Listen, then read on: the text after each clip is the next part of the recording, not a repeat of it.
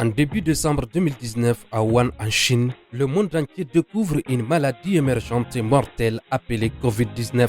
Fortement contagieuse, elle est provoquée par le coronavirus SARS-CoV-2, qui est le virus responsable de la Covid-19 et qui se transmet par voie respiratoire. Depuis son apparition, au fil de son évolution, elle s'est étendue sur le reste du monde avec une vitesse de propagation inédite et des millions de morts enregistrés par les différents continents. Cette situation a laissé indifférents les États du monde qui ont vu leur économie et leur communauté négativement impactées par cette pandémie. C'est dans ce contexte que les États du G5 Sahel, à travers le Conseil des ministres de l'organisation sous-régionale, ont sollicité l'appui de la Banque africaine de développement pour permettre de renforcer les capacités des pays membres du G5 Sahel à réduire et stopper la pandémie de la Covid-19 et appuyer la résilience des communautés vulnérables, y compris les personnes déplacées de force, réfugiés, personnes déplacées internes, ainsi que les communautés vulnérables. En cours d'exécution depuis décembre 2020 au Mali par le Haut Commissariat des Nations Unies pour les réfugiés dans le pays. Ce programme, dénommé Projet d'appui en faveur des pays membres du G5 Sahel pour la lutte contre la pandémie à coronavirus, s'étale sur une durée de 18 mois. L'impact de la COVID-19 est en général très négatif sur l'ensemble de la population. Encore, quand on est personne déplacée interne ou on est réfugié, on devient encore beaucoup plus vulnérable. Ce qui se passe, c'est que les personnes sont limitées dans leurs mouvements, les sources de revenus sont réduites également, ce qui fait que les gens n'arrivent pas donc à joindre les deux bouts, ils n'arrivent pas à atténuer les risques de cette pandémie. Alors, ce qui fait qu'il fallait qu'il y ait un supplément d'aide pour ces personnes-là. C'est un projet d'urgence qui est né dans un contexte de crise de déplacement interne et qui est aussi exacerbée par la pandémie de la COVID-19. L'impact de ce projet va toucher moins de 400 000 personnes dans la région du G5 Sahel, dont plus de 70 000 personnes sur le plan national, avec toutes les régions du pays concernées. Ce sont des communautés vulnérables pour la région. Donc, les 5 pays concernés, c'est 350 000 personnes. Pour le Mali, c'est donc un cinquième, c'est-à-dire 70 000 personnes. Il y a le district de Bamako, il y a Koulikoro, il y a Sikasso, il y a Kai, il y a Ségou, il y a Kidal, il y a Gao, Mopti, Tombouctou. Avec un coût d'exécution estimé à 2 millions de dollars américains, soit 1 milliard de francs CFA pour le pays, le projet facilitera la mise en œuvre du plan national de riposte contre la COVID-19. Avec la survenue de la pandémie en COVID-19, le Mali, à l'instar des autres pays du G5 Sahel, a élaboré un plan de riposte. Ce plan de riposte coûte environ 5 milliards de francs CFA. Et vous savez que la pandémie est venue trouver le pays dans une situation économique et financière très difficile. Donc, certainement qu'il va être difficile de répondre à ce plan à travers le coût qui a été estimé. Donc, le projet va être très important pour le Mali parce qu'il va contribuer à renforcer nos capacités sur divers égards et pour nous permettre de mettre en œuvre ce plan.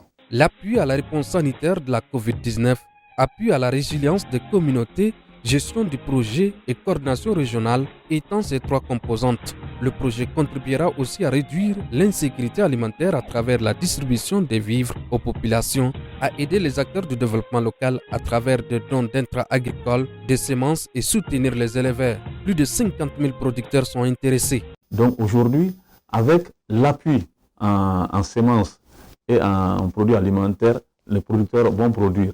Et indépendamment de cela également, il y a un appui qui va concerner 100 coopératives de femmes.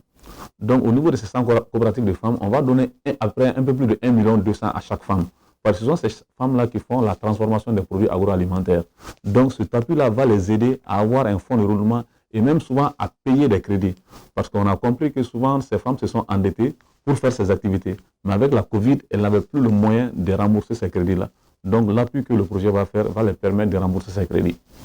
Donc c'est en fonction des spécificités des produits, plus de 50 000 producteurs, mais en termes de bénéficiaires indirects, on peut aller jusqu'à 150 000. Et en fait, ce projet est exécuté par 3 structures du ministère du Développement rural. Il s'agit de la Direction nationale de l'agriculture qui travaille dans le cadre de la distribution alimentaire, de l'appui en semences, de l'appui aux produits alimentaires. Il s'agit de riz, mil, sorgho, huile et lait, et également les kits de lavage des mains. Ensuite, il y a la Direction nationale de la production et des industries animales DNPA qui procède à la distribution de l'aliment bétail aux producteurs, aux éleveurs vulnérables. Et enfin, il y a la Direction nationale du génie rural qui travaille sur les latrines. Donc tout ce qui est latrines pour les réfugiés, la Direction générale du génie rural est en train de construire des latrines au niveau des déplacés qui sont venus actuellement dans différents sites. Avec la mise en œuvre de projets, nous allons certainement trouver la solution, en tout cas contribuer à résoudre l'insécurité alimentaire, parce que le projet prévoit des distributions d'aliments, des distributions de vivres aux populations démunies. Donc nous allons contribuer à réduire l'insécurité alimentaire. Là, les activités économiques aussi, vous savez, dans beaucoup de zones, à cause de l'insécurité, à cause de la crise, on avait presque arrêté les activités de développement. Et le projet prévoit de donner des intrants agricoles aux paysans. Donc, ça va relancer leurs activités. Ces paysans qui étaient diminués n'avaient pas de moyens pour acheter des intrants agricoles. Le projet aussi prévoit de distribuer, c'est la fin, c'est même fait, de l'aliment de bétail aux éleveurs. Un volet essentiel du projet est consacré à la riposte contre la COVID-19, comme indiqué dans la composante 1. Plusieurs ministères exécutent ce vaste programme qui implique tous les acteurs. Son importance est immense selon le ministère de la Santé à travers les appuis multiformes en termes de renforcement des capacités des agents sanitaires, en termes de dotation en logistique et en termes de décentralisation du dépistage de la maladie.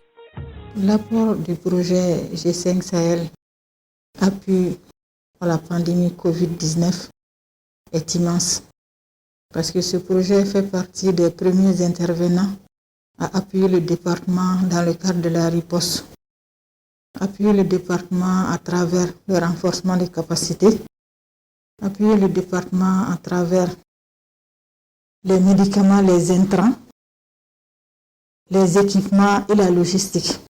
Donc, ça a été d'un appui capital par rapport à la prise en charge de la pandémie. Par rapport à ces aspects, il y en a plusieurs, mais nous allons insister sur le renforcement de la surveillance. Le renforcement de la surveillance, la décentralisation du dépistage, que le dépistage soit disponible à tous les niveaux, au niveau de toutes les régions du Mali. En plus de ça, le renforcement à base communautaire. Dans la communauté, qu'on puisse faire régulièrement le suivi des cas et des cas contacts.